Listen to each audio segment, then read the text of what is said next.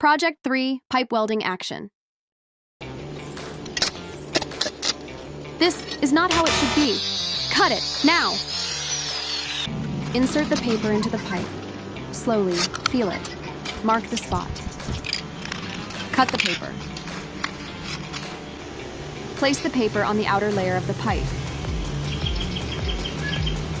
Mark the pipe, following the edge of the paper.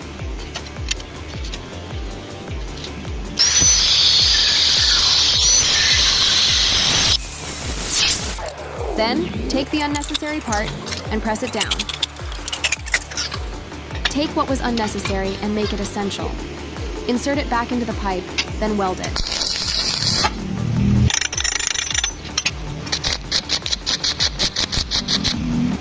Now, insert the other pipe and connect them.